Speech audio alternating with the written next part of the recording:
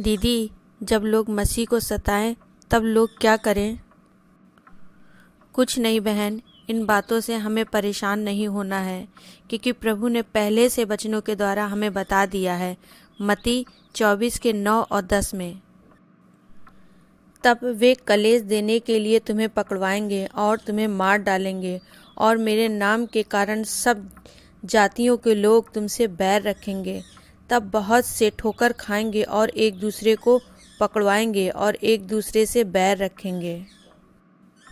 यानी कलेश तो आएंगे और लोग तो सताएंगे, क्योंकि वो सत्य नहीं जानते और सत्य जानना नहीं चाहते कि कहीं हम भी प्रभु के पीछे ना हो लें। लूका 12 के 4 और 7 में वचन इस तरह से कहता है, मैं तुमसे जो मेरे मित्र हो कहता हूँ, जो शरीर को घात करते हैं परंतु उनके पीछे और कुछ नहीं कर सकते, उनसे मत डरो। मैं तुम्हें चिताता हूँ कि तुम्हें किससे डरना चाहिए। घात करने के बाद जिसको नरक में डालने का अधिकार है, उसी से डरो। हाँ, मैं तुमसे कहता हूँ, उसी से डरो। प्रभु का वचन कहता है वो हमारे शरीर को घात कर सकते हैं पर हमारी आत्मा को नहीं। हमें प्रार्थना करते रहना है। अगर हमको कष्ट होता है तो प्रभु को उससे ज़्यादा कष्ट होता है, क्योंकि मसीह में आने के बाद अब हम उसकी देह हैं। प्रेरितों के काम में हम इसको देखते हैं। जब स्तिफनुस प्रचार कर रहा था तब लोग क्रोधित हुए।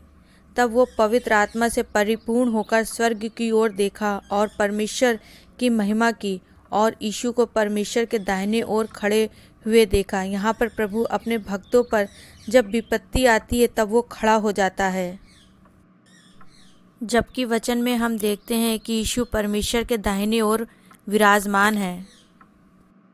जब पौलुस कलीसिया को सता रहा था तब प्रभु ने पौलुस को कहा, हे शाऊल, तू मुझे क्यों सताता है? उसने पूछा, हे प्रभु, तू कौन है? उसने कहा, मैं यीशु हूँ जिसे तू सताता है।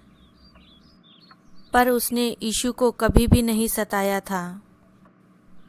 हमें मनुष्यों से नहीं डरना है, क्योंकि वो हमारी देह को घात कर सकते हैं, जो आज नहीं तो कल नष्ट होगी ही।